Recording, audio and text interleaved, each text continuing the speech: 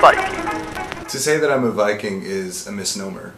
My ancestry is Scandinavian, but there is a lot of misconceptions about Vikings, that they were bloodthirsty savages intent on rape and pillaging.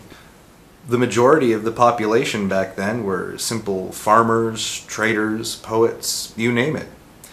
In fact, the word Viking was originally a verb. To go a Viking essentially meant that you were going on an expedition. Born of such savage stock as would make even the mightiest tremble, he sizes up the new world in which he finds himself, as a hunter to his prey. Even though my family does come from Norway and Denmark, at least on my father's side, I really can't deny that I am Canadian. My grandfather came to Canada when he was quite young. When he was 17 years old, he joined the war effort and fought in the Italian campaign. After that, he met my grandmother in Denmark, and he brought her back to Canada, to St. Catharines, where they had my dad and my aunts. So to me, being both of Scandinavian stock and Canadian, that qualifies me as being a Vinlander. Like his forebears who braved the high seas to sail to the New World with colonization and domination in their hearts, so he too ventures forth with martial skill and determination.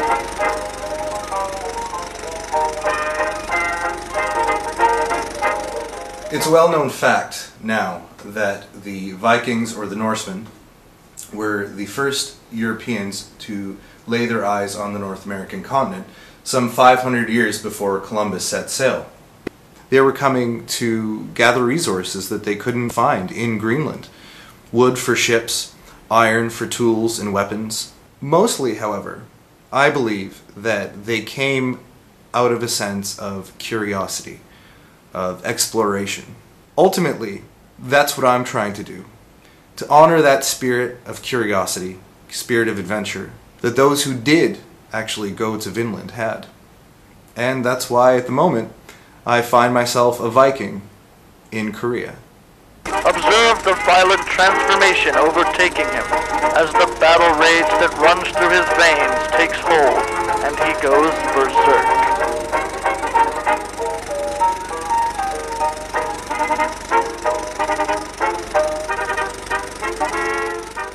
Another reason that I have come to Korea is for financial reasons, especially student loans.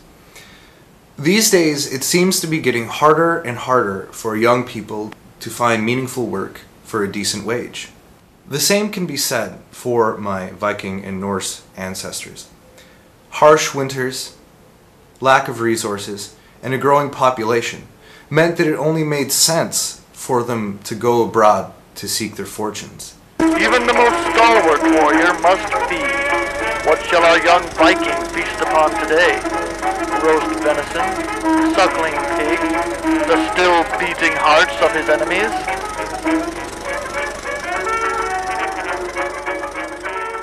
I really do like Korean food. I just really don't like seafood all that much. That can make choosing cuisine here slightly challenging. The Vikings had to eat a lot of seafood. They had to eat essentially whatever they could scrounge up, even things like lichen. When they did go abroad, they were often met with hostilities and an unkind welcome, especially in Britain and continental Europe. In fact, there's a prayer that monks and holy men of the day would often utter: "God protect us from the fury of the Northmen." Dealing with xenophobic attitudes these days is also a challenge when traveling overseas. Culture clash and anti-foreigner sentiments. On top of that, the language barrier can also be a problem. I have to admit, I can read the runes, but I still haven't quite figured out Korean. For the first time in my life, I actually am an illiterate barbarian. The only place I've ever really felt threatened in Korea was in a place called Itaewon. Ironically, that's where most foreigners hang out in Seoul, especially the military. Observe as he stares down into the murky depths at the entrance to the underworld. Will he have enough coin to pay the ferryman, or enough courage to faced its mighty denizens. The chief of the Norse gods was named Odin. He was the god of magic, poetry, sometimes war, but he was also known as a great traveler and seeker of knowledge and wisdom. To me, that says a lot about what my ancestors valued.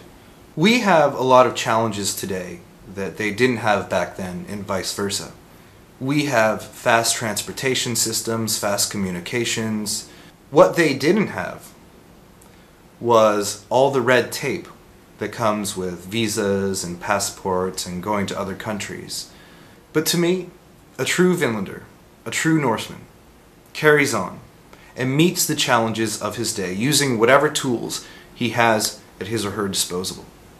And so, having slain his foes and traveled leagues in search of fortune and adventure, he comes at last back to his kin and in search of the heart. A lot of people might say that I'm looking back on my ancestral past with romantic eyes. But I think we're missing that a lot these days. The notion of the heroic to inspire us. It's not what our roots give us that's important, because then we would be bound by them, but rather what we take from them that helps shape us as individuals. An Old Norse text says, "Cattle die, kin die, but one thing I know that never dies, a good name.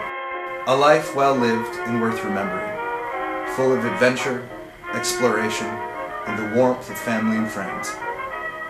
That's what I take from my roots. My name is Robert Burge, and I'm a Vinlander, and these are my roots.